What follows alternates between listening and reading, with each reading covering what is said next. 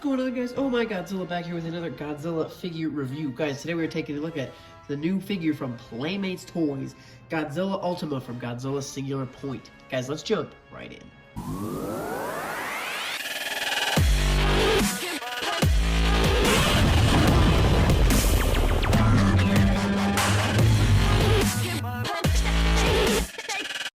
Alrighty guys, first thing I wanted to do is take a look at the figure in the packaging. So obviously we have the figure here, tail strapped in the back. We got our Singular Point logos down here, Godzilla Ultima. I actually really like this shot of Godzilla, really a cool one. Same shot right there on the side of the packaging.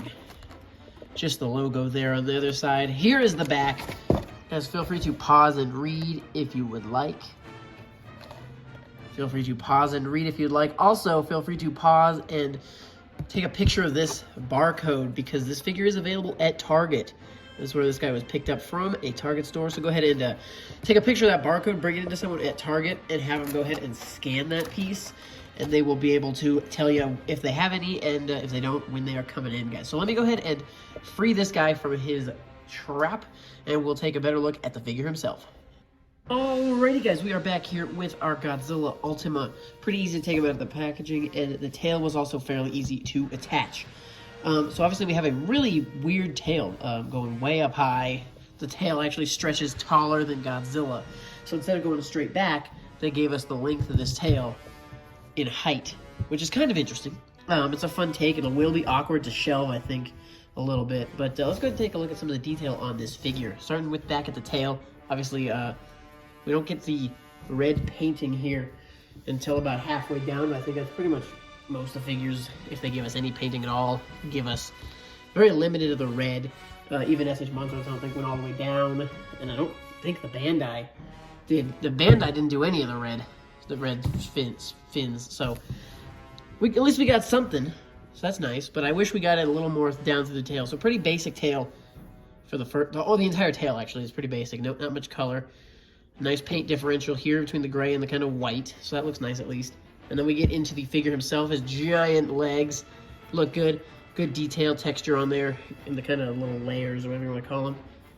Moving down, pretty good toe claws. Hand claws are okay. The fingers look a little wonky. And these guys down here are a little forearm blades, whatever you want to call them. Are leave a little to be desired, but that's okay. The front of the body of this figure actually looks really good, I think. Lots of cool detailing, like his abs or whatever we're gonna call him. And then you got the white stripe there. And then the face, guys, it's okay. The eyes are a little weird. The teeth and mouth are a little lazily put together. They definitely could have done a little better in there. At least they got some of the paint down there, and the mouth looks good. The lining of the paint down there looks good between the teeth and the red of the mouth, inside of the mouth. It would have been nice had the little teeth down inside his mouth had those been painted. Would have been really impressive. But not the worst paint job ever, not the best paint job ever. In terms of articulation, guys, we do get head articulation. We get arm articulation. His arms also just come off as so weird and straight. They look a little interesting to me. We do have leg articulation, not a ton of it, but we got some. And guys, this is where we snapped on the tails. Obviously, we have 360 tailspin there. This kind of looks like a joint, but it's not really a joint. So just the one piece of tail articulation where we had that snap-on piece. I do wish we got painting down here on this little back claw. That would have been nice to see. And then the guys, again, just a kind of a weird pose out of this guy.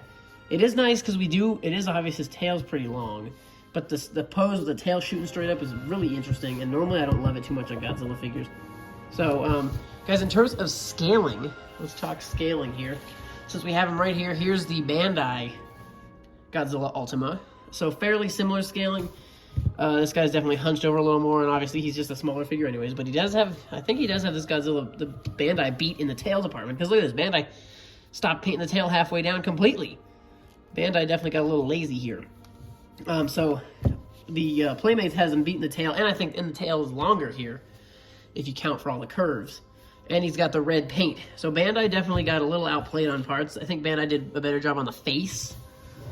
Take a look at the two faces side by side.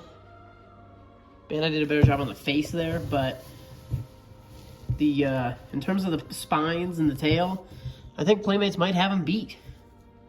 Got a little fuzz there. So guys, next figure I wanted to compare him to is the Bandai Jet Jaguar. Does he scale up very well with this guy? The answer straight up is kind of not really. If their heights were switched, they'd kind of scale up nicely. I think Jet Jaguar is supposed to be about, you know, that much shorter than Godzilla, so Godzilla would have to be about up here for that scaling to work more so.